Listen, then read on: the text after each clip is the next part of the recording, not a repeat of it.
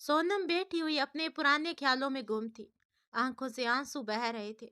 कैसा हंसता खेलता परिवार था, लेकिन अब एक उसके सिवा कोई नहीं बचा था।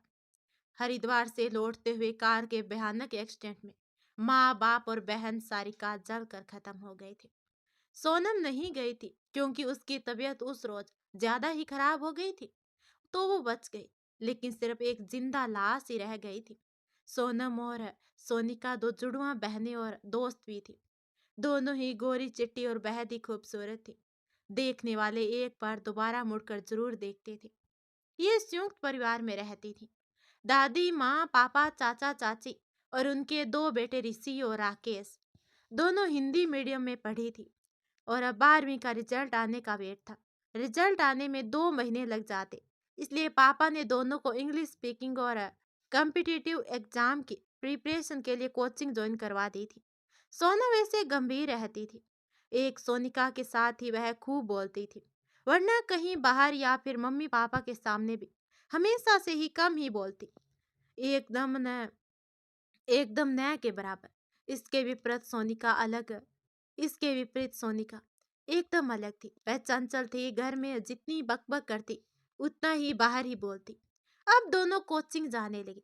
वहां बहुत से लोग थे, बाकी बच्चे तो आराम से बात करते, नए दोस्त बनाते। पर इन दोनों को तो एक दूसरे के होते हुए दोस्तों की जरूरत ही नहीं थी, इसलिए ये ब्रेक मिलते ही आपस में ही बातें शुरू कर देती। जहां सीट मिलती वहां बैठ जाती, क्योंकि दोनों ज्यादातर बेंच स्टार्ट होने के ही वक्त आती थी, इसलिए पीछे ही जगह मिलती थी। आगे वाले बच्चों के लिए सीलिंग फैन था, तो वहीं पीछे तो बस बहुत ही इतनी गर्मी लगती कि क्या बताएं। तो आपस में ही दोनों एक दिन बात करने लगी कि ये तो गलत है ना यार, सब बराबर पैसे देते हैं, तो पीछे वाले स्टूडेंट हवा क्यों नहीं खाएंगे। बराबर में बैठे लड़के चुपचाप उनकी बात सुन रहे थे। पीछे अधिकतर लड़के ही बैठते थे, जिनमें जमील, प्रदीप, हरीश, इनके ही नाम पता थे दोनों को। पीछे इनकी चेयर्स इस प्रकार लगती थी, कॉर्नर पर जमील, फिर सोनिका और सोनम, उसके बाद हरीश और फिर प्रदीप। जमील हमेशा अकेला ही रहता, न तो किसी से बोलता और न ही किसी को दोस्त बनाया था। सिर्फ जितना टीचर पूछते उतना बताकर चुप हो जाता था। जबकि प्रदीप और हरीश दोस्त थे।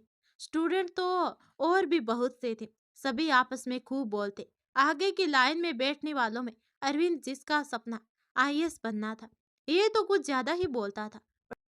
अभी तक सबसे इंटेलिजेंट भी समझता आया है खुद को, जब तक कि सोनम और सोनिका की एंट्री नहीं हुई थी। अब आगे की बेंच पर जहीदा, राजेश, अजय वगैरह थे। ये हमेशा ही आगे की सीट पर विराजित रहते थे।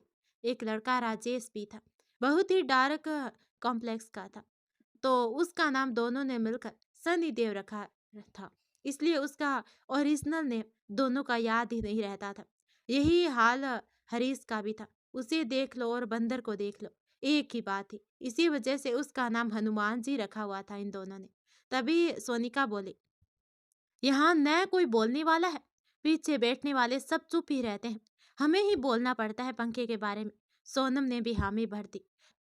छुट्टी के वक्त दोनों ने मिलकर एडमिनिस्ट्रेटर से बात की और परिणाम स्वरूप नेक्स्ट डे से पीछे की लाइन के लिए टेबल फैन की व्यवस्था की गई।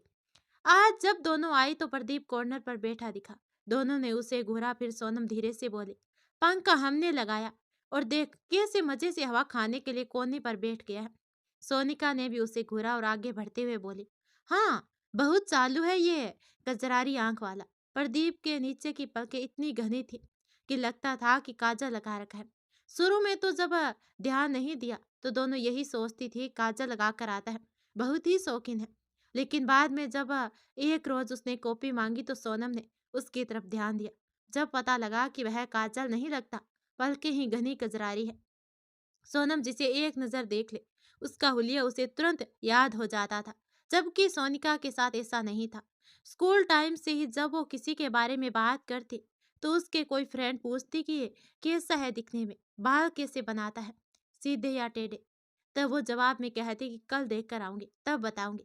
अब सोनम प्रदीप के बराबर वाले सीट पर बैठने लगी, तो सोनम तेज आवाज में ही बोल गई, अरे यहाँ क्यों बैठ रही है, यहाँ हनुमान जी बैठेंगे ना। प्रदीप तो शौक सा उसका मुंह देखता रह गया। हनुमान जी? बेमुश्किल से वह अपनी हंसी रोक पा रहा था। और सोनम दोनों एक दूसरी तरफ को खिसकी तो चौथी सीट पर जमील बैठा हुआ था।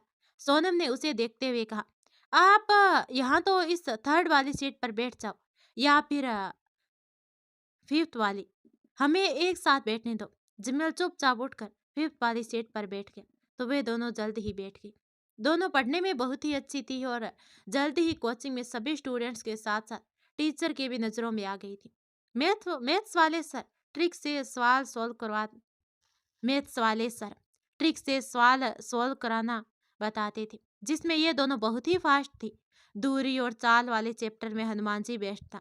फर्स्ट डे तो दोनों जब आई तो अरविंद से चिड़ी हुई थी, क्योंकि ये दोनों कुछ बोल ही नहीं पा रही थी और अरविंद ही हर सवाल को पहले सोल्व कर रहा था।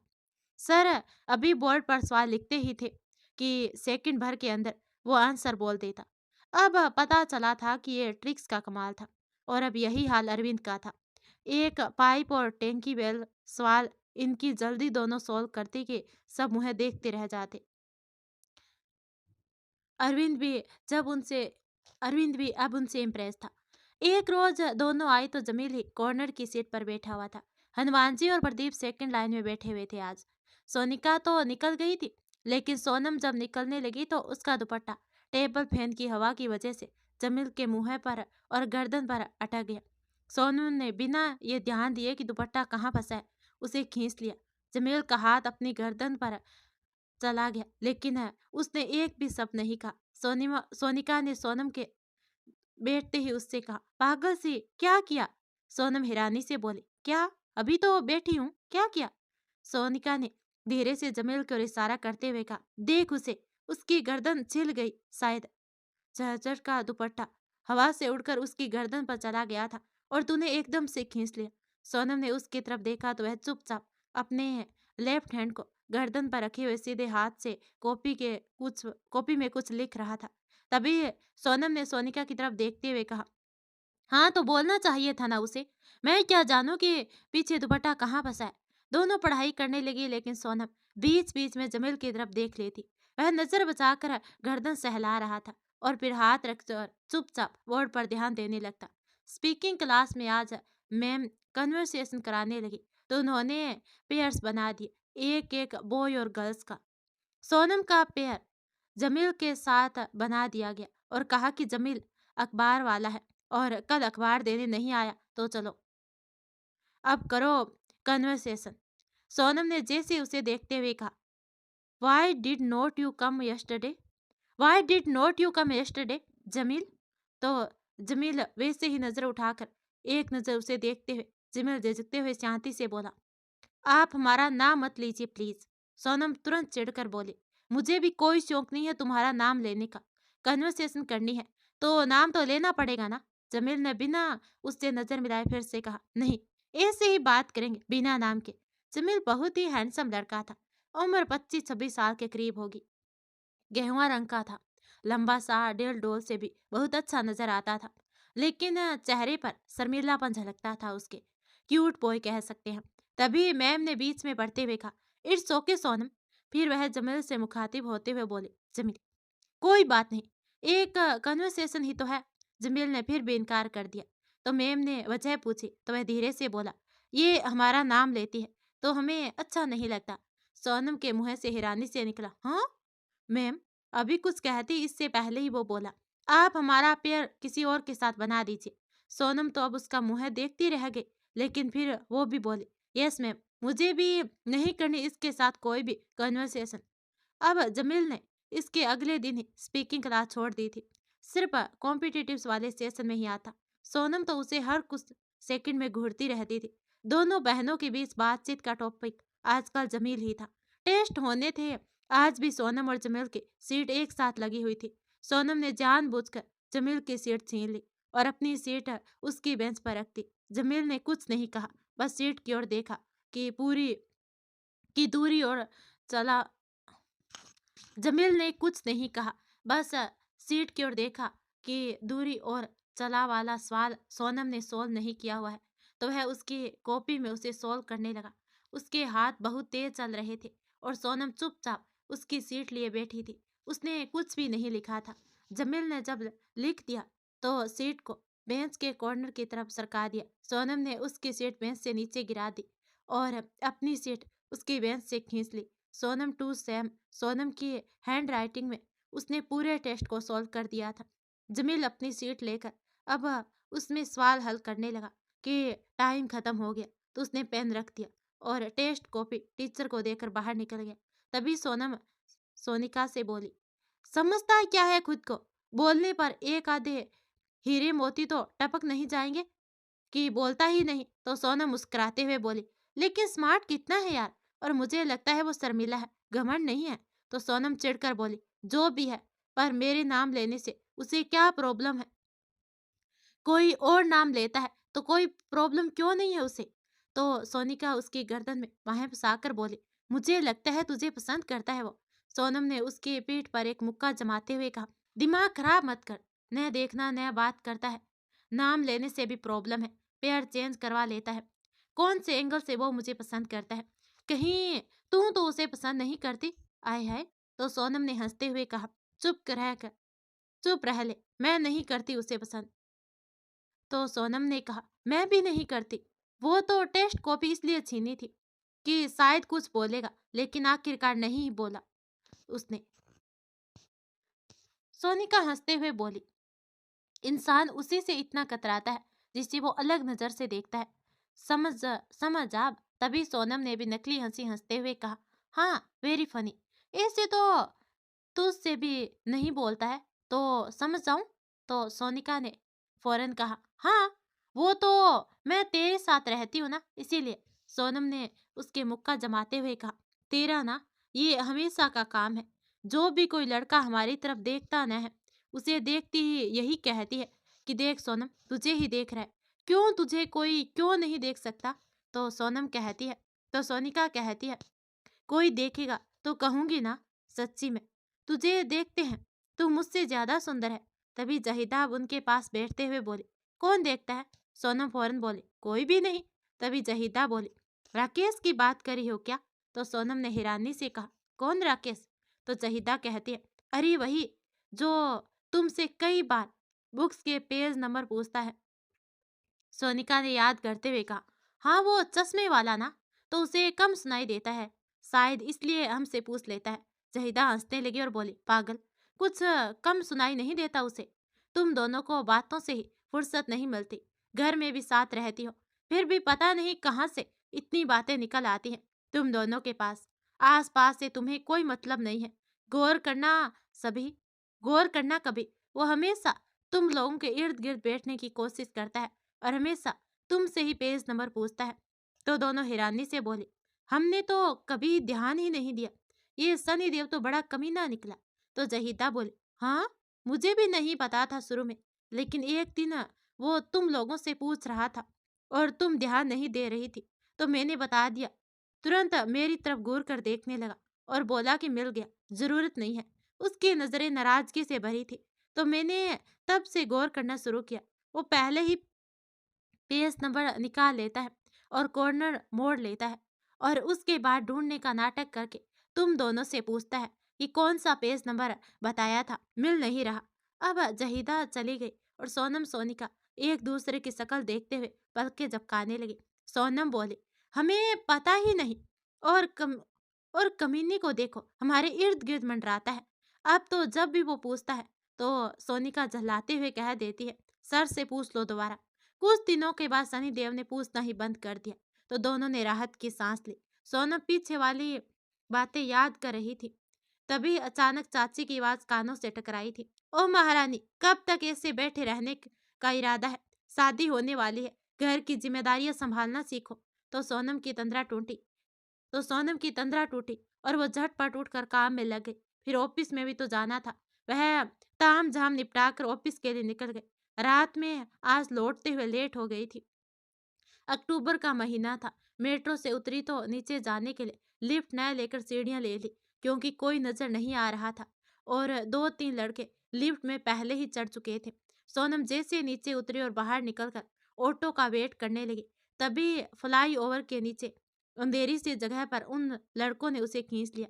सोनम को उन लड़कों ने पकड़कर फ्लाई ओवर के नीचे अंधेरी सी जगह पर खींच लिया, तो उसने उनसे बचने की कोशिश में हाथ पैर चलाने शुरू कर दिए। वो चीख नहीं पा रही थी क्योंकि उनमें से एक ने उसका मुंह कस कर दबा लिया था, जिससे सोनम की सांसें रुक सी गई थी। फिर भी वो छूटने की भरपूर कोशिश कर रही थी। हाथापाई में उसका पैर अचानक मुड़ गया और वो खड़ी नहीं हो पा रही थी। बहुत ही ज्यादा दर्द हो रहा था एड़ी में। उसने चेहरा घुटनों में छिपा लिया और खुद में ही सिमट गए। अब एक लड़का उसके बाल पकड़ उसका चेहरा ऊपर करने की कोशिश में था कि अचानक ही एक ब्लैक हुडी वाला लड़का आया और जिस जिस लड़के ने सोनम के बाल पकड़े थे, उसकी गर्दन पर कोहनी से वार किया तो उसकी सोनम के बालों पर से पकड़ ढीली हो गई और साथ ही साथ एक तरफ को लुढ़क गया। बाकी दोनों लड़के उसकी तरफ बढ़े तो वो उन लड़कों को भी मारने लगा। बहुत ही तेजी से उसके हाथ और पैर चल रहे थे। मौका पाकर सोनम ने वहां से भागने में ही भलाई समझी। अंधेरे में यहाँ इन लड़कों के सिवा कोई नजर नहीं आ रहा था, तो वह बहुत ही अनकंफर्टेबल और डरी हुई थी। जाने का इरादा तो बना लिया, पर खड़ी हुई तो दर्द से उससे चला नहीं जा रहा था। किसी तरह एक पैर घसीटते हुए वह धीरे धीरे आगे बढ़ी। हुड्डी वाले ने तीनों को ही मारकर गिरा दिया।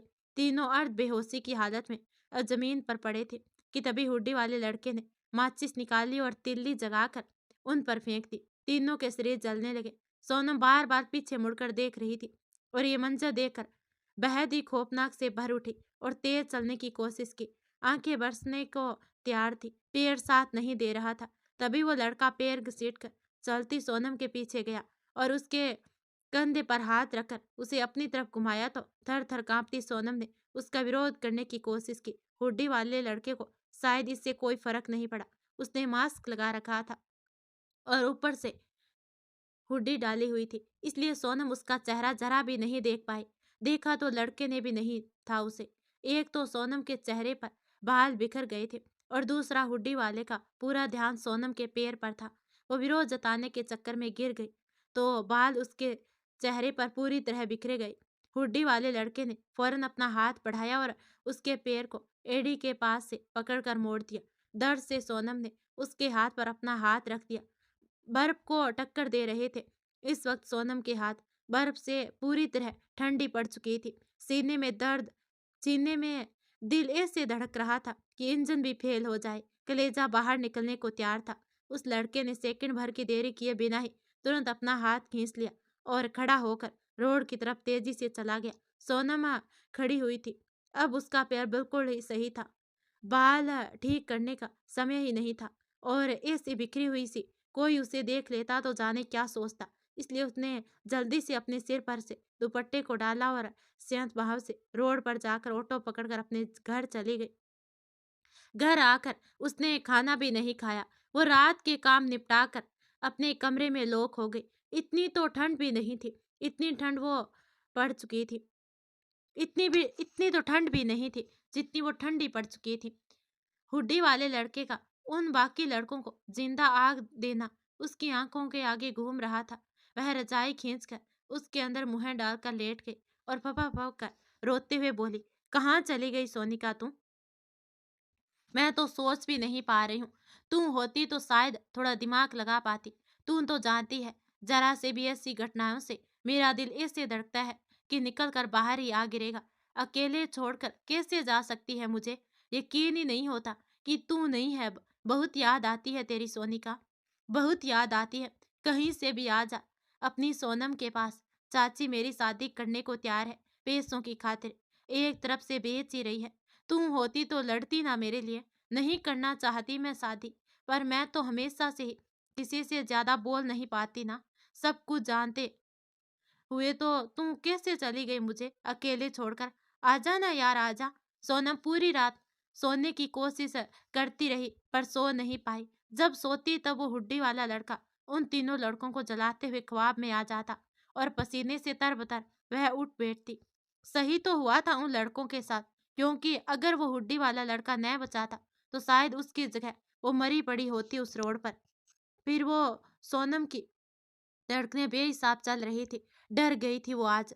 सुबह वह उठी तो चाचा न्यूज़ देख रहे थे। सोनम चाय निकालने लगी, तभी उसके कानों में न्यूज़ सुनाई दे। आज फिर 3 लड़कों को फ्लाईओवर के नीचे जला दिया गया।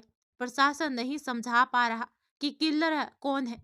कुछ महीनों से लगातार किसी न किसी को जलाकर मारने की खबरें सामने आ रही है, कोई सबूत, कोई गवाही नहीं है जो ये बता सके कि किलर कौन है और क्यों वो बेदर्दी से जलाकर इस तरह लोगों को मार रहा है। सोनम के हाथ से कप छूटकर नीचे गिर गया तो चाची उसे डांटने लगी, कोई काम नहीं है, सुबह सुबह नुकसान कर दिया। तुम क्यों इतना कांप रही है? कौन सा तुझे मारने आ रहा है वो? चल काम कर जल्दी जल्दी, ससुराल जाएगी तो अभी इसी तरह डरेगी तो वो क्या कहेंगे? बाकी सब तो ठीक है, लेकिन निडर बन थोड़ी। सोनम क्या बताती कि बीती रात उस किलर से सोनम का सामना हुआ था। उसका वह चुपचाप काम में लग गई और काम करके ऑफिस के लिए निकल गई। उधर दूसरी तरफ वो हुड्डी वाला लड़का अपने घर में सोफे पर बैठा हुआ न्यूज देख रहा था और अब आंखें बंद किए पीछे से टिका लिया। आंखों के आगे जीवन की घटनाएं चलचित्र की तरह घूमती रही। 8 साल, यही उम्र थी जब पहली बार जीवन ने अप्रत्याशित मोड़ लिया और जिंदगी ही बदल गई। उस घटना से कुछ रोज पहले ही वो बनारस से विश्वनाथ के लिए दर्शन करके लौटा था। मम्मी पापा और वो छोटा सा परिवार था। पापा जिगर के बहुत मजबूत आदमी थे। किसी को भी परेशानी में देख उसकी मदद को आगे बढ़ जाते थे। ऐसे में एक व्यक्ति की मदद के चक्कर में सामने वाले पक्ष के लोगों ने उन पर केस कर दिया। केस की वजह से पत्नी बच्चे की चिंता जब संताने लगी तो उन्होंने दूसरे पक्ष के बड़े बुजुर्गों से माफी मांगते हुए केस वापस लेने के लिए राजी करवा लिया और उन्होंने केस वापस ले लिया। पर उस पक्ष के बुजुर्ग द्वारा केस वापस लेना उसके बच्चों को रास नहीं आया, क्योंकि वो चाहते थे कि मामला रफा दफा करने की एवज में उन्हें पैसे मिले। अब जब पैसे नहीं मिले तो वो दूसरे तरीके से पैसे लेने की जुगत में लग गए और कुछ बदमाशों को उनके घर चोरी करने के लिए राजी कर लिया कि लूट में मिले हुए पैसों को हम आपस में बांट लेंगे। रात के 11 बज रहे थे। उस रोज बत्ती बुझाकर सब सोने की तैयारी में थे। 0 वाट का बल्ब जल रहा था। वो हुड्डी वाला लड़का तो सो चुका था कि तभी खटखट सुनकर पापा जाग गए और घर में किसी अनजान को देखकर उस पर झपट पड़े। वे 4 लोग थे, लेकिन पापा ने उनमें से 2 को मारकर घायल कर दिया। अब तीसरे की छाती पर चढ़कर उसका गला दबा रहे थे, तो चौथे साथी से रहा नहीं गया और अपने साथी की जान बचाने के खातिर उसने फायर कर दिया। गोली सीधे पापा के सीने में लगी और वो मौके पर ही दम तोड़ गए। माँ ने सब देख लिया था, तो उन लोगों ने उन्हें भी गोली मार दी और 8 साल का बच्चा भी शोर शराबे से जाग चुका था, लेकिन डर से चुपचाप दुबका रहा। सदमे में उसकी आवाज तक नहीं निकल पा रही थी। उन बदमाशों के जाने के बाद भी वह अपनी जगह से नहीं हिला। सुबह पड़ोस के लोग आए और उनने सब कुछ देखा तो पुलिस को खबर की गई। बच्चा कुछ बोलने की हालत में नहीं था। उसे अब लगातार उल्टी और दस्त हो रहे थे। माँ बाप की मौत के सदमे से वो बेहाल था। बदमाशों के मुंह से उसके दूसरे पक्ष के लोगों का नाम सुन लिया था। वो जानता था कि ये सब किसने करवाया है, पर जबान और दिमाग सुन पड़ गए थे उसके। कुछ बोल ही नहीं पा रहा था, मानो गूंगा हो गया हो। पुलिस से वो सौ लोग साफ बच गए। किसी जरूरतमंद ने पैसे के बदले इल्जाम अपने सर ले लिया था और वो लोग जेल से बाहर मौज कर रहे हैं। वो घटना वो बच्चा घटना से सहम कर एकदम शांत हो गया था। न कुछ खाने का होश रहता, न ही पीने का। चुपचाप बिस्तर के उसी कोने पर बैठा रहता जहां उस रोज बैठा हुआ था। फिर घटना के छठे दिन वह घर से बाहर निकल गया। उसे नहीं पता था कि कहाँ जाना है। बस वो चलता जा रहा था, चलता जा रहा था। शाम होते जब वो चलते चलते थक गया तो वापस जाना चाहा, पर कैसे जाता? वो अब गुम हो चुका था। अब सब जवाब दे गया तो वह एक घर के बाहर की सीढ़ियों पर बैठकर रोने लगा। अब वो अतीत से बाहर आ जाता है। ये याद करते हुए आंखों में सवती एक बूंद आंसू की बह निकली तो उसने आंखें खोली और बोला, इतना ही होता तो भी कोई बात नहीं, लेकिन इस जंगली दुनिया के तुम जंगली लोगों ने उसके बाद भी ऐसे ही जख्म दिए, मजबूर कर दिया। पत्थर हो जाने पर, बुरा इंसान बनने पर। एक वक्त था जब तुम लोगों ने मेरी जिंदगी में आग लगाई, तबाह कर दिया सब कुछ। शरीफ रहो तो तुम लोग जीने नहीं देते ना। अब छोड़ दी शराफत जंगली दुनिया के लिए। अब मेरे उसूल भी जंगली ही रहेंगे। बहुत हो गया तुम्हारा तमाशा। अब तमाशा खत्म, तबाही शुरू। अब तुम ढूंढते रहो। अब आग में लगाऊंगा, तबाही भी होगी, लेकिन मेरे हिसाब से। शरीफ था तो कोई नहीं जानता था मुझे। कोई हस्ती, कोई वजूद भी नहीं था मेरा मेरा जंगली लोगों की भीड़ में। अब जंगली क्या बना, तो देखो कैसे हर न्यूज की नजर में ही मैं ही चढ़ा हुआ हूँ। बहुत जी लिया था डर के साए में, अब मेरी दहशत को अपने जहन में रखकर जीने की बारी तुम्हारी। अच्छे लोगों के साथ अच्छा होता है, सच की जीत होती है, सब किताबी जुमले हैं। गया वो जमाना, या शायद कभी था ही नहीं वो जमाना, हमेशा से सच का और अच्छाई का सिर्फ तमाशा बनता आया है। मेरे साथ गलत करके जिस आग को मेरे अंदर जलाया है, जिस ज्वालामुखी को उकसाया है, अब झेलो उस आग को। इस आग में अभी कुछ ही जले हैं, बहुत से जलने बाकी हैं। अब मेरे दिल में मोहब्बत और अच्छाई की कोई जगह नहीं है, अजनबी है हम एक दूसरे से। कभी इस दिल में सिर्फ यही दो चीजें रहती थी, पर उसमें इस दुनिया ने नफरत के बीज भर दिए। इस नफरत की खाद से जो ये पेड़ उपजा है, इसके फल इतनी आसानी से तो नहीं निकल पाएगी ये दुनिया। निकाल फेंका है अब शराफत के चोले को, अब न हम किसी के हैं और न कोई हमारा है। अब वह उठा और फोन पर बात करते हुए कहीं चला गया। कुछ महीनों के बाद आज सोनम की सगाई थी और 2 दिन के बाद शादी। 2 ननद थी और होने वाला पति राजीव, जिसकी बीवी गुजर चुकी थी, और एक 7 साल की बेटी थी जिसकी माँ अब सोनम बनती। होने वाले पति राजीव ने पहले ही कह दिया कि सिर्फ बेटी भव्य के लिए माँ चाहिए, अपने लिए बीवी नहीं। बहुत ही अमीर परिवार या लालच में पड़कर चाचा चाची ने फूल से सोनम का रिश्ता तय कर दिया। सगाई की अंगूठी पहनाई गई तो सोनम की आंख डबडबा आई। वह अभी महज 19 साल की थी और ग्रेजुएशन सेकंड ईयर में थी। पति राजीव 35 साल का था। उसे देखकर लग रहा था मानो पापा या अंकल हो। सोनम के साथ वो बिल्कुल ही नहीं जच रहा था। राजीव की बेटी भव्या बहुत खुश थी और उसे देखकर सोनम हल्का सा मुस्कुरा लेती। सगाई के बाद जब सब चले गए तो सोनम ख्यालों में गुम हो गई। कुछ महीने पहले ही तो बात है, सोनम कॉलेज से आ रही थी, तभी उसके सामने से कुछ लोग एक बच्ची को दुकान के सामने से उठाने लगे। सोनम की नजर पड़ गई और किसी को मदद न करते देख भीड़ भीड़ गई थी वो उन बदमाशों से। उस बच्ची को बचाने के लिए पास ही पड़े पत्थर को उठाकर उसने उस आदमी के सर पर खींच कर दे मारा था, जिससे बच्ची का हाथ उस बदमाश के हाथ से छूट गया और बच्ची भागने लगी। तो वो बदमाश भी उसे पकड़ न पाने की स्थिति में भीड़ देकर गाड़ी में बैठकर निकल लिए थे। बच्ची के साथ शायद उसकी बुआ थी। वो शुक्रिया करने लगी और सोनम का तभी कार आकर रुकी और बच्ची पापा पापा कहते हुए उस इंसान की गोद में चली गई। तो सोना बिना रुके ही वहां से निकल गई थी। शायद उसके बाद उन लोगों ने सोनम का पता लगाया और उसके घर रिश्ता भेज दिया। सोनम को धक से रह गई थी, किसी की मदद करने का उसे ये सिला मिला कि अपने से इतने बड़े उम्र के आदमी से शादी होने जा रही थी, और इसी उम्र में माँ की जिम्मेदारी भी। पर चाचा चाची तो खुशी से झूम उठे थे, शायद मोटी रकम हाथ लगी थी उनके। सोनम ने अब उठकर अपना मुंह ठीक करने के लिए टीवी ऑन कर दिया। अयान पॉप बैठ के सॉन्ग सुनने लगी। वो पुराने गानों के रिमिक्स करके गाना था, आजकल बहुत ही फेमस था, एल्बम भी बनाता था। कन्फर्ट में क्राउड तो जैसे दीवानी हो उठती थी अयान की। वो गाते हुए एक्सप्रेशन भी कमाल के देता था।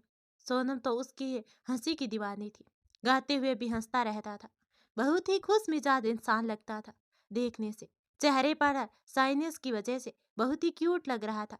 तो कभी इंटेंस लुक देते हुए बेहद ही दिलकश कि कोई भी लड़की उसकी ओर खींची चली जाए। 4 लोगों का ग्रुप था उनका। अयान खुद गाता था और कभी कभी गिटार भी बजा लेता था। रोहन ड्रम बजाता था, प्रदीप और ईशान गिटार बजाते थे। अयान गा रहा था, मेरी महबूब कयामत होगी, आज रुसवा तेरी गलियों में मोहब्बत होगी। तूने ओ सनम ढाए सितम, तो ये भूल ना जाना कि न तुझ पे भी इनायत होगी। उसके एक्सप्रेशन कमाल ढा रहे थे। उसकी आंखें मानो सचमुच ही कियामत का अंगाजा करने को आतुर थी। सोनम का दिमाग कुछ शांत हुआ तो वह फिर काम में लगे। और इधर इंस्पेक्टर अरविंद नाम का बंदा बेहद ही परेशान था। किलर का कुछ पता अभी तक तो नहीं लग सका। कोई फिक्स नहीं था कि कब किसे कहाँ मारेगा, लेकिन मारता जिंदा जला कर ही था। ये कांड करने वाला कोई गिरोह था या अकेला इंसान, ये भी पता नहीं चल रहा था।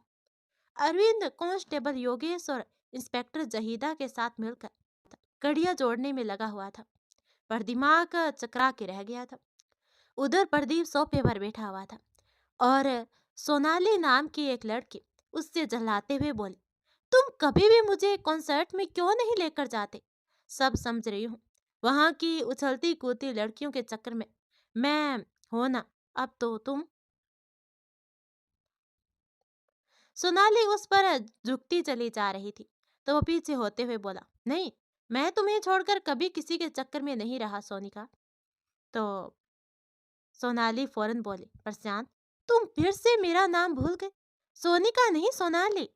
प्रदीप अब उसके कंधे पकड़कर उसे सोफे पर एक तरफ को पटकते हुए बोला, मैं नहीं, तुम भूल गई हो फिर से। मेरा नाम प्रशांत नहीं, प्रदीप है। और तुम्हारा नाम सोनिका है, सोनाली नहीं।